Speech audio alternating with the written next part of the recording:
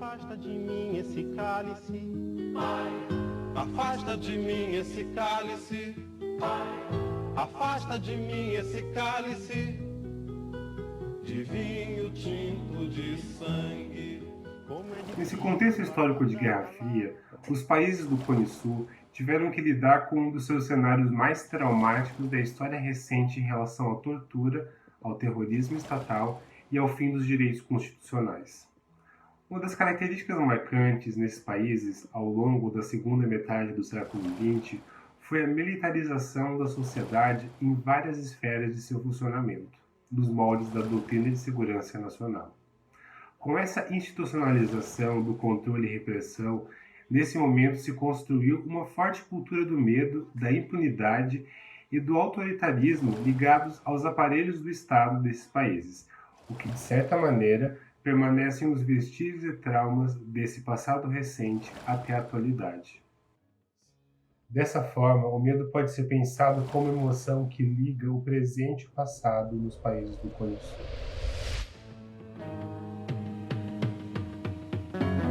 De muito gorda, a porca já não anda, de muito usada. Mas achei aquilo muito conservador, muito desproposital, e que aquele povo está marchando Deus com a família. Em 68, quando vem o AI-5, aí sim, aí eu já estou com 15 anos de idade, aí eu me lembro nitidamente, uma memória inesquecível, do general Costa Silva na televisão dizendo: todas as garantias constitucionais estão suspensas. Por mais difícil que fosse para eu entender o que eram garantias constitucionais, o que iria dizer isso, uma Constituição, aquilo eu entendi que era um fim, tinha um sentido de um fim. Estavam suspendendo uma coisa que era muito, muito importante para a nação. Então, o moralismo estava implantado. Enquanto o mundo estava revolucionando, os jovens estavam tirando a roupa, os hippies, nós aqui estávamos passando por momentos muito rigorosos. Os meus familiares foram barbaramente torturados. Então, claro, eu era muito jovem, eu tinha muito medo e também, ao mesmo tempo, eu tinha que participar. E esse jeito que eu achei para participar, eu achei que foi também muito proveitoso, né? E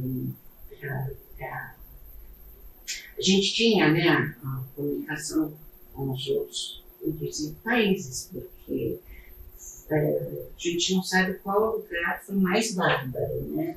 Era uma barbárie tão grande que eu não consigo dizer, lá foi assim, pior, né? Era sempre tudo muito horrível. Por isso, cuidado, meu bem, há perigo na esquina. Dentro da lógica da doutrina de segurança nacional e da militarização da sociedade, as instituições estatais e o espaço social tornam-se ferramentas por excelência para o controle e higienização dos corpos.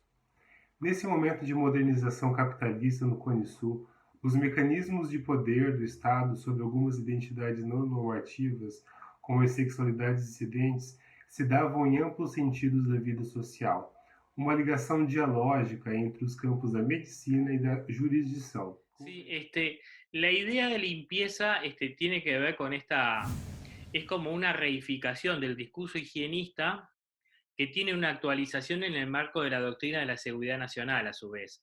O sea, en el Uruguay el higienismo a principios de siglo tuvo una fuerza muy importante, como también sucedió en Buenos Aires y sucedió en Brasil.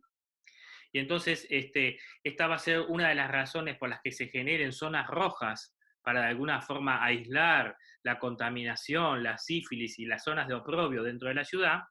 y después cuando de alguna forma eso se extienda a toda la ciudad en términos generales. Durante el periodo autoritario, Balestrino lo que empieza a plantear es la necesidad de limpiar la ciudad de estos, porque durante esta etapa fue muy común que la homosexualidad fuera definida como pederastia, o sea, como que en realidad no hay una diferenciación entre homosexual y pedofilia. O sea, hay que pensar que estamos hablando de un contexto no solamente autoritario, sino que también sumamente conservador, donde una dictadura que retoma discursos pro familia, defendiendo esta idea de la familia, padre, madre, hijo, hija, y la homosexualidad era una práctica indeseable, y de hecho aquí en Chile habían dos leyes, la ley penalización de la sodomía y la segunda, la ofensa al poder y buenas costumbres, que eran dos leyes que son del siglo XIX, pero la dictadura lo que hace es tomar estas leyes y volverlas a aplicar nuevamente. Frente a ese escenario era muy difícil a lo mejor mostrar cualquier práctica homosexual, transexual o de lesbianas públicamente, muy difícil. Entonces el estronismo consigue, y con el Poder Judicial y la policía consigue armar una matriz en términos de imaginario.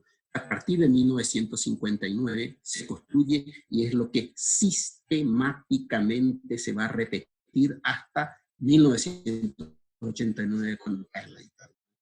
No solamente es heteronormativa, sino que es única en términos de sus valores asociados a lo nacional, a los ideales de patria, de nación, etc. Siempre lo construyen vía medios de comunicación, pero no solamente vía medios de comunicación.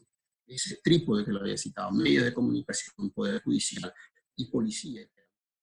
Conclusa, porque em 1976 a repressão foi tão violenta e tão extensa que nada importante aconteceu nos anos seguintes, até bem entrado nos anos 80.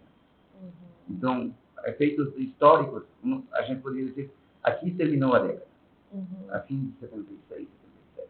Não ficou nada. Era a época que eu estava na universidade. Você via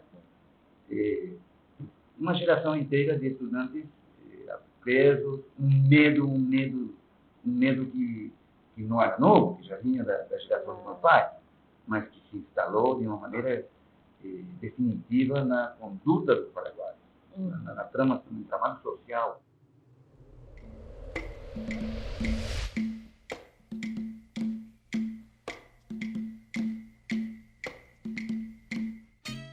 Xana por Xana, ele vai começar a circular em 83. Então ele foi pré dele mesmo, entendeu? Várias tentativas, muitas existências, até que ele começa a ter uma periodicidade e foi muito importante. Muito importante. Ele vai atingir lugares no Brasil porque divulgava a caixa postal, isso é bom falar. Nunca nós pudemos ter uma sede durante a ditadura. Nós tínhamos uma caixa postal. Todos os grupos do Brasil tinham uma caixa postal, todos os grupos feministas, porque a gente tinha muito medo da ditadura. Então, e mesmo assim, chegou o bilhetinho ameaçando. Sabe, você punha dentro da caixa postal no correio.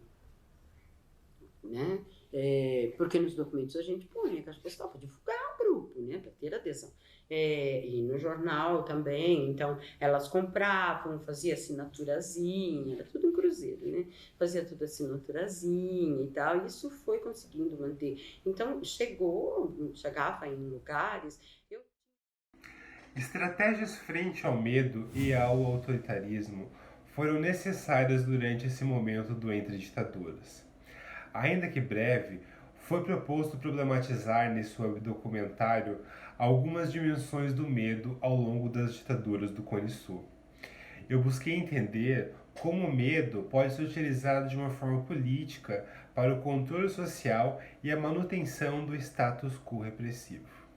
Além disso, eu procurei compreender como o medo, em conflito com outras emoções, como a esperança, conseguiu mobilizar parte de uma geração que ousou construir algo novo para um amanhã melhor e mais equitativo. Preciso estar atento e forte.